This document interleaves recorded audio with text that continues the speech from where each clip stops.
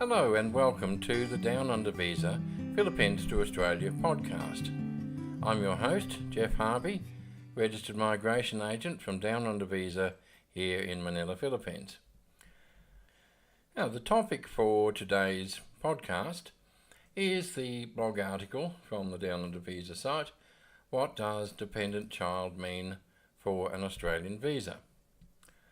Now, what is a dependent child and when can you add a dependent child to an Australian partner visa application? When can you apply for a child visa and when can you not apply? When is a child truly dependent and when are they not? Now, this is a critical question that comes up regularly to Down Under Visa when partner visa applicants have children from a previous relationship or if they're a single mother. And we take this very seriously because I must say I'm a bit of a soft touch when it comes to kids. I like seeing kids remaining with their mums and I like seeing new families being created. Every kid needs a mum and a dad, and remaining with grandparents is simply not the same. I'll just elaborate on that a little bit.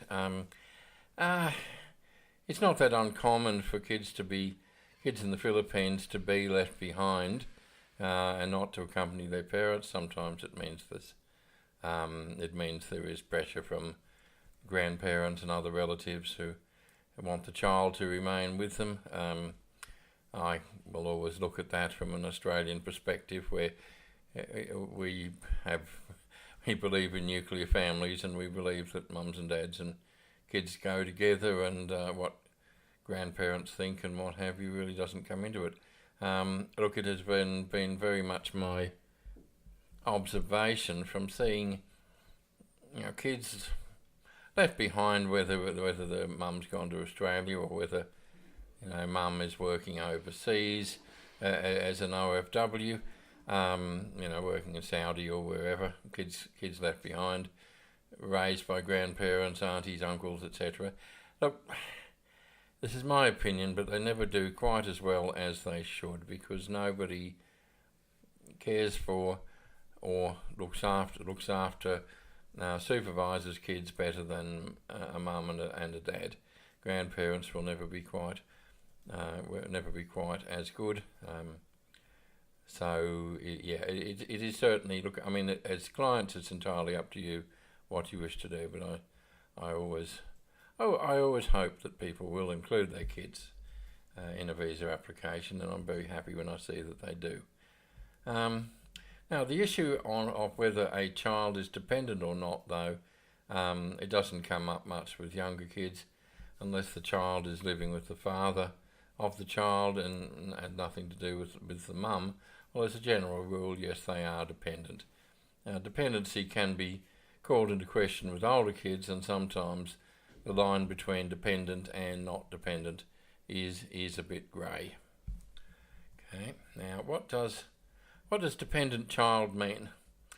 Well, firstly, it means they are members of the nuclear family, which I mentioned before, and that means the family unit consists of mum, dad, child or stepchild, children, and possibly child of child. In other words, if one of the kids has a child of their own, they may be included. Now, it doesn't mean elderly parents, doesn't mean cousins, doesn't mean the child of your sister, of whom you've grown very fond and has always lived with you. They're not part of that nuclear family. They're not a dependent child, never will be. Now, if the child is under 18, then yes, they are a dependent child. That is, unless they are engaged, married, or in a de facto relationship with somebody whilst under 18. If that's the case, then they are no longer dependent. However, if they have kids, but they're not in a relationship like that, then that in itself does not exclude them as long as they have remained single. Okay. Secondly, it also means that the child applicant, known as the secondary applicant in a visa application, is dependent on the applicant and or the sponsor. Now, if they're over 18, they may still be included in the application as a dependent child if they are in fact, truly dependent on the applicant or sponsor. Okay, so now what does dependent actually mean? Now, the definition of dependent, of being a dependent child, means they are dependent on that person either wholly or substantially for their daily needs. So wholly or substantially. Now what that means is if Auntie Jing Jing is paying for tricycle fares, it's no big deal, but Mum and Dad should be footing the bill for everything or nearly everything else, and they need to have done so for a substantial period beforehand. They can't suddenly start supporting them when they haven't had anything to do with them for several years. And what we're talking about here is providing for basic needs of food, clothing and shelter. We're not talking about a need for luxurious living. And I guess this is one of those hard things for Filipinos, is that, you know, they can have a child who really isn't dependent on them, but they've been sending them money to keep them, you know, living in a Starbucks sort of lifestyle that they wish to be in. That really doesn't cut it if they're not dependent for basic needs. In other words, if they have a job, then they're not, you sending them an extra 20,000 pesos a month doesn't make them dependent on you if they are capable of supporting themselves. Look, with everything, just remember that an Australian visa is a grant, it's not a right. You didn't have a right to go to Australia with your Australian husband. You had the right to apply, and Australia has graciously granted you a visa. You do not have an entitlement to bring your kids, and Australia will graciously allow you to include them if they are dependent on you. But if they're not, and you just want to bring them along so they can share in the bounty, well, it's just not the way the system works. So what if they are working or married or living de facto? Again, this is where the basic needs question comes in. Now, I had somebody telling me recently that their daughter, who was earning 18,000 pesos a month at a call centre, that she was still dependent on her mum, because her mum had been sending her extra money, not for basic needs. She wasn't. Maybe for flash clothes and socialising at Starbucks, but visas are not about anyone living in luxury.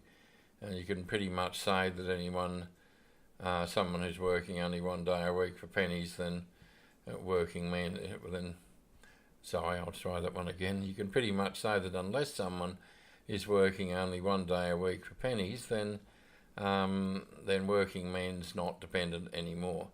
You certainly can't say they're dependent when they're earning an income of 18,000 a month, because here that's considered to be a fairly good salary. Now, if they're married or living with somebody in a de facto relationship, no, that means they're grown up and no longer dependent on parents. They're not a dependent child anymore. Okay, what if they are over? If they're 23 or over, and what if they're disabled? Now, if they are totally or partially incapacitated, physically or mentally, then they can be considered dependent. But look, I must say I've never actually had to deal with this one. Thank goodness. I'm very grateful. But be aware that if you had a situation like that in one state, and one being dependent because of a physical or mental disability may mean they're dependent, but then they still need to be able to pass health criteria, in other words, passing their medicals, in order to be successful for a visa. So, on one breath, yes, they can be considered dependent. Excuse me for laughing, I don't mean to.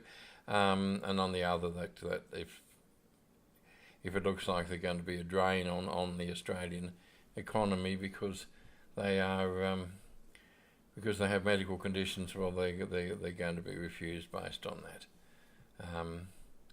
But otherwise, yes. Okay. Now, look, note that age limit depends on visa types. There are some options where a dependent child may be over 23, and still may be included. So please check with Down Under Visa about this when you are ready. Okay, it's a little complicated for a mere blog article. Okay, now this can be a very tough one for Filipinos. In Australia, I can say, at least, back in my day when I was growing up, we get a job and we move out in our late teens, or certainly by our early 20s. We absolutely long for an independent life where we can make our own decisions and start living the way we want. Now, there is rarely such a concept in the Philippines. Most young people only move out when they absolutely have to, due to work or other reasons, and given the choice they would rather stay with parents or an extended family. So, mum remarrying and moving to Australia can be traumatic, that's for sure. However, you need to accept that Australia looks upon these matters differently to the Philippines. Okay, we don't, I'm thinking of my wife's family. She has, she has siblings in their late 40s who are, living at home with their parents. Well, they never actually moved out ever. Once upon a time that was unusual in Australia, although things do seem to be changing. But take note, if you're thinking, gosh, Australia is being very, very hard, even the Philippines regards 18 as being an adult from a migration point of view. If you try to get a permanent resident visa like a 13A in the Philippines, this is if an Australian comes here and wants to settle permanently in Philippines. I have one of those myself, of a 13A permanent resident visa. If you wanted to include your 25-year-old son who had a job as being your dependent, it won't happen. So yeah, it's pretty much a world standard these days. So basically, you need to decide where you want to be, make a decision, and move forward. If you cannot possibly leave your adult children behind, well then you really shouldn't be marrying an Australian, and you shouldn't be planning on going to Australia. So you need to make your decision there. All right. Okay. Well, look, I hope this has been helpful and useful to people. Look, by all means, if you have issues with children, whether to include them, whether not to include them, then always feel free to contact us. We have a visa assessment form, and we can answer all of those questions for you. But just be aware that we will answer you truthfully and in a direct and blunt fashion, as we do with absolutely everything. You mightn't necessarily like the answer, but at least it will be a truthful one, because we will not waste your time and money on an application which will not be successful. Okay, thank you very much, and we look forward to talking to you on our next podcast. Thank you.